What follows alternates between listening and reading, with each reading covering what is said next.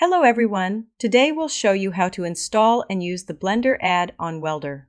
This add-on allows you to merge two models into one, making it easier to perform other operations such as wrapping.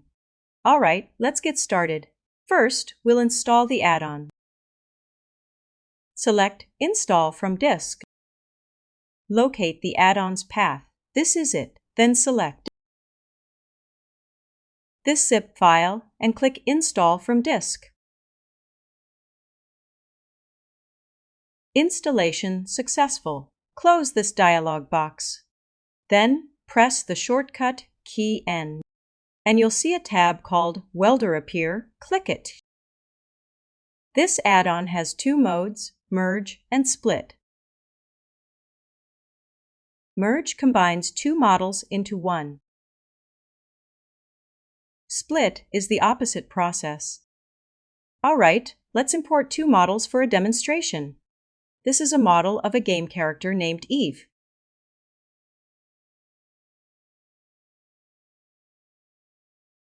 We'll use it as an example to demonstrate how to merge. First, select the head, then select the body. Leave all other options at their default settings and click Import.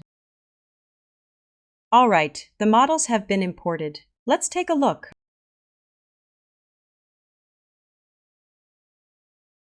This is the head and this is the body. As you can see, they share a common boundary. We'll merge them together using this boundary.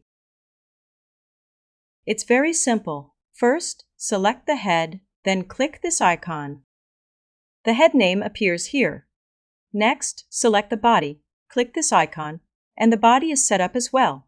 At this point, it will automatically generate a name for the merged model. It's simply the names of the two source models combined, connected by a hyphen. We can also manually set this name for easier management. For example, I'll change it here to Eve, full body. After merging, a mapping file will be generated, which contains the mapping relationships between the model vertices before and after merging. This will be used later when separating the models. We can also customize the name of this mapping file to make it easier to manage. Here is a value called diagonal length, which is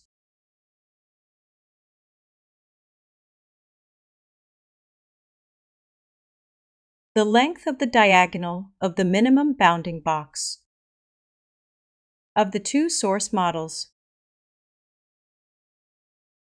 It is automatically calculated by the add-on. Currently, the value is 1.885 meters. Blender uses meters as its unit of measurement. There is also a parameter here called distance threshold, which is the maximum allowed distance between two vertices for them to be merged. In other words, if the distance between two vertices on the boundaries of these two models is less than this value, they will be merged into a single vertex. This value is a percentage, not an absolute value. The default is 0.01 or 0.01%. It is relative to this. In other words, it is 0.01% of the diagonal length, or 1/10,000th. Multiplying these two values together gives 0.000189 as shown here. You can adjust this value as needed. If the value is too small, causing some vertices not to be merged, simply increase it. In most cases, the default value is sufficient. There's no need to change it.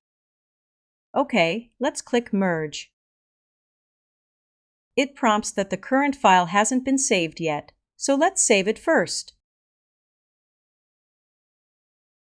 We select to overwrite the original file. Overwrite, the file has been saved successfully. Let's click Merge again.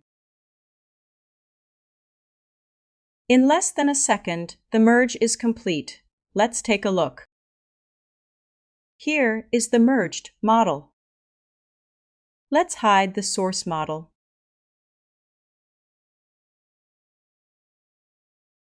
This is the merged model. Let's take a look. It's now a single entity. There are no longer any boundaries here.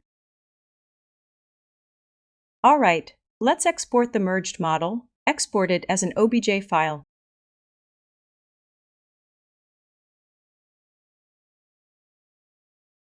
Select this file name and make sure to check Export only selected models. You can uncheck the rest since we don't need them. Leave the rest as is and click Export. All right, let's verify now to see if the exported model is correct. First, clear the entire scene.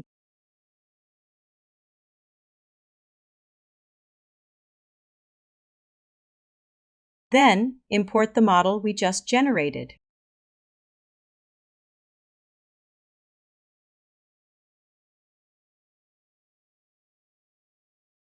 This is it. Keep all these settings at their defaults. All right, the import was successful.